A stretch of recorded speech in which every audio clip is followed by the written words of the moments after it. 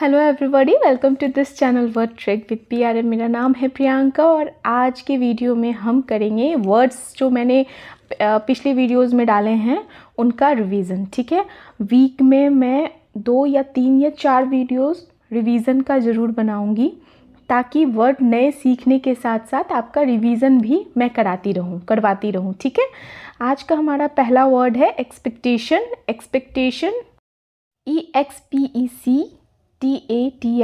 Expectation का अर्थ होता है अपेक्षाएं, उम्मीद, यह विश्वास कि कुछ होगा आगे भविष्य में। ठीक है, इसको हम एक्सपेक्टेशन कहते हैं। हमारा अगला वर्ड है स्टेप। STEP। स्टेप। स्टेप का अर्थ होता है इंक्लाइनेशन। ठीक है, ऊपर से नीचे या नीचे से ऊपर जो ढलान होता है ना, जो ऊपर से नीचे होता है उसको हम स्टेप कहते हैं। तीव्र ढलान वाला, बहुत ढलुआ या पहाड़ सड़क जो ढलान वाले हो, या लंबवत की ओर झुकाव होना। लंबवत किसको कहते हैं? परपेंडिकुलर को। ठीक है, तो लंबवत की ओर झुकाव होना। हमारा अगला वर्ड है हायर। HIRE। हायर। हायर किसे कहते? हायर का अर्थ क्या होता है? इसके 2-3 अर्थ होते हैं। पहला, किराए पर लेना। किसी चीज़ को हम हायर करते हैं, हायर कर लिया, स्कूटी हायर कर लिया, कोई गाड़ी हायर कर लिया, तो कोई सामान हायर कर लिया, या किसी को नौकरी देना, किसी पर्सन को किसी पोस्ट के लिए हायर करना, या किसी चीज़ का भुगतान करके थोड़े समय के लिए उसका उपयोग करना, किसी सामान का। ठीक है, तो उसे हम हायर कहेंगे। हमारा अगला वर्ड है मूल। MULL। मूल। मूल का अर्थ होता है विचार करना, सोचना, समझना, विचार करना किसी बात पे, किसी मैटर पे, या किसी तथ्य, प्रस्ताव किसी तथ्य मतलब फैक्ट, प्रस्ताव, प्रपोजल, अनुरोध के बारे में गहराई से या विस्तार में सोचना। ठीक है, तो उसको, इस प्रोसीजर को, इस चीज़ को हम क्या कहते हैं इंग्लिश में? क्या कहेंगे? मूल। फाइन। चलिए, हमारा अगला वर्ड है अक्यूज़। Accuse ACCUSE। वर्ड सीखने के साथ साथ देखिए, जिसका वोकेबलरी अच्छा होता है ना, वो उनका हिंदी भी अच्छा होता है और उनका इंग्लिश भी अच्छा होता है, तो हमें दोनों चीज़ पे ध्यान देना है। अक्यूज़ का अर्थ होता है आरोप, दोष लगाना, किसी पे आरोप लगाना, दोष लगाना, किसी पे कुछ गलत करने या कानून तोड़ने का आरोप लगाना, तो इसको हम अक्यूज़ बोलते हैं। एलिगेशन भी इसी तरह से वर्ड का, एलिगेशन वर्ड भी इसी वे में यूज़ होता है। हमारा अगला वर्ड है अकम्पलिश। Accomplish ACCOMPLICE। अकम्पलिश का अर्थ होता है अपराध करने में सहायक व्यक्ति। वैसा व्यक्ति जो आपको अपराध करने में मदद करे, वह व्यक्ति जो किसी को कुछ बुरा करने में मदद करता है, विशेषकर कोई अपराध करने में या इनकरेज करे। हमारा अगला वर्ड है फॉर्ज। Forge FORGE। फॉर्ज का अर्थ होता है फॉर्जरी, समझते हो आप, सुने हो गया फॉर्जरी करना। तो फॉर्ज का मीनिंग होता है, अर्थ होता है जालसाजी, किसी चीज़ की अवैध प्रतिलिपि बनाना, मतलब कॉपी करना, कॉपी बनाना, या पायरेसी भी जिसको आप बोल सकते हो, गैर कानूनी तरीके से किसी वस्तु की नकल बनाना। हमारा अगला वर्ड है सेंटीमेंट। SENTIMENT। सेंटीमेंट का अर्थ होता है भावना, हमारा इमोशन, या एक दृष्टिकोण या राय जो अक्सर भावना से ड्रिवन हो, भावना से उत्पन्न हो या प्रभावित हो, तो ऐसी चीज़ों को हम सेंटिमेंट बोलते हैं। ठीक है, हमारा अगला वर्ड है utmost. Utmost UTMOST।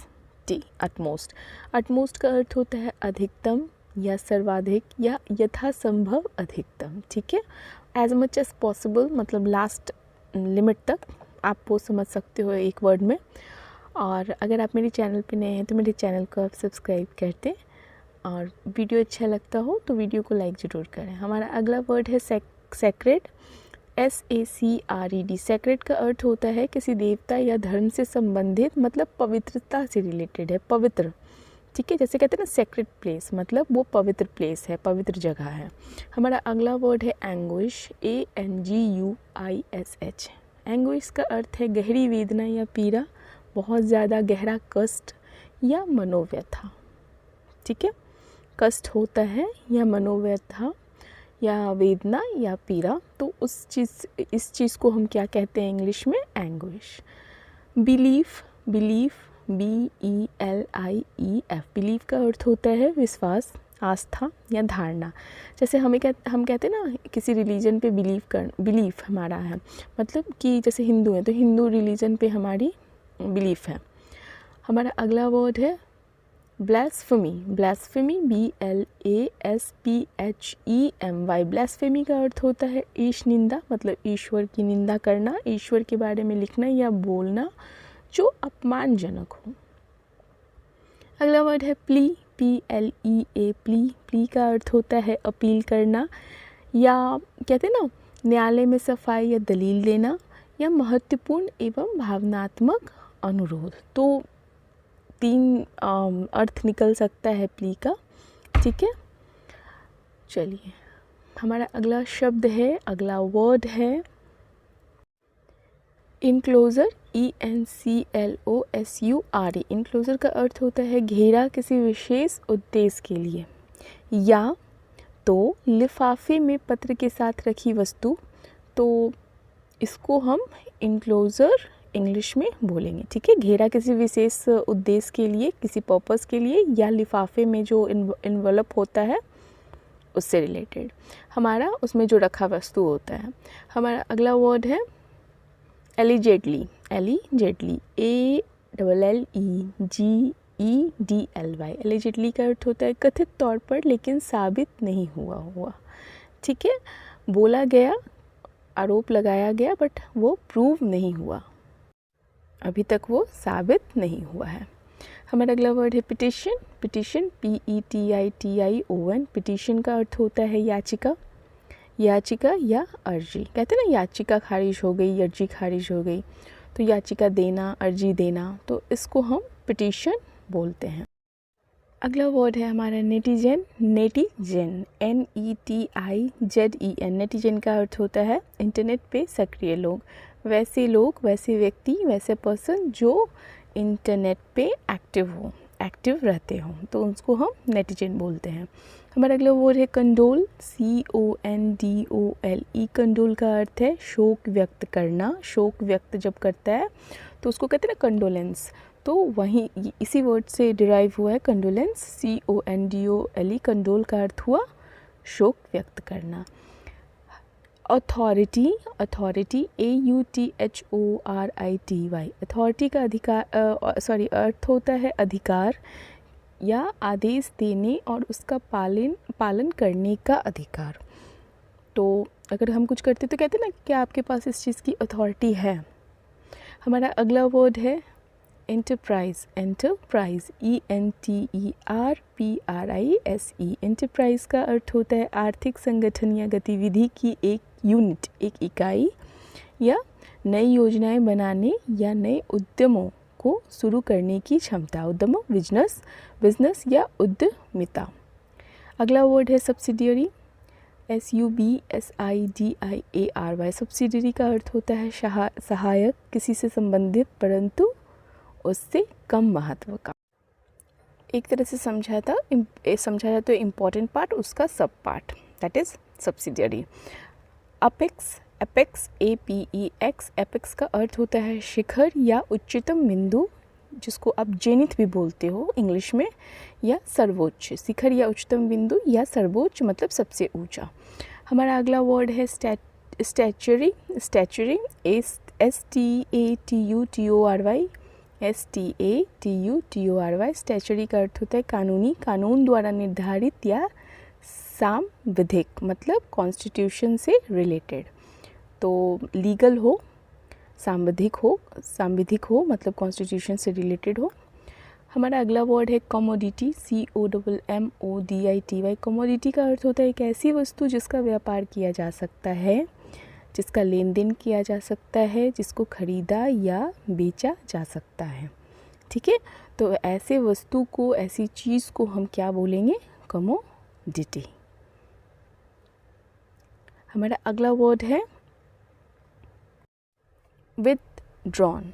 Withdrawn WITHDRAWN। Withdrawn का अर्थ होता है निकालना या वापस ले लेना या वापस लिया गया, ठीक है।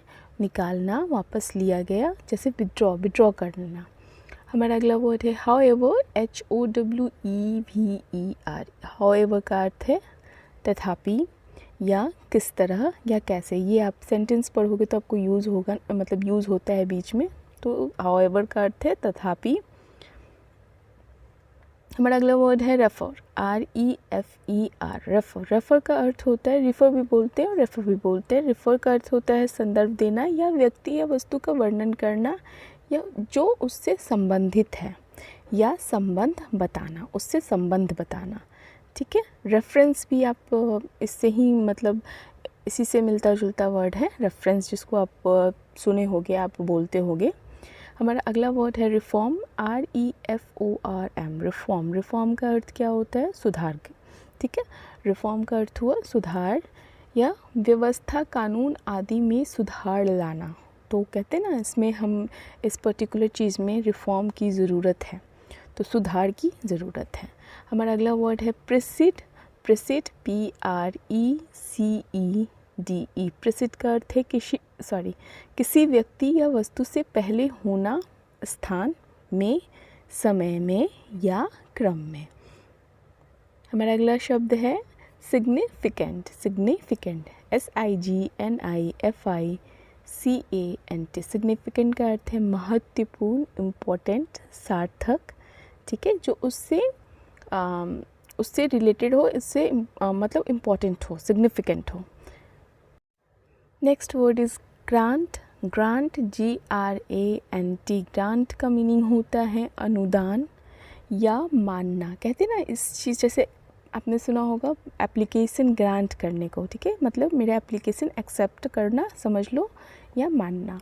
So thank you for watching. ये रिवीजन मोड था, पहले इसको मैंने एक्सप्लेन कर रखा है वीडियो में, ये सारे वर्ड्स को डिफरेंट वीडियोस में, तो उसको एक जगह मैंने वीडियो में डाला है ताकि आप लोगों का रिवीजन हो सके। न्यू वर्ड सीखने से सीखते सीखते हमें पुराने वर्ड्स का रिवीजन भी करना ज़रूरी है। Thank you, have a nice day.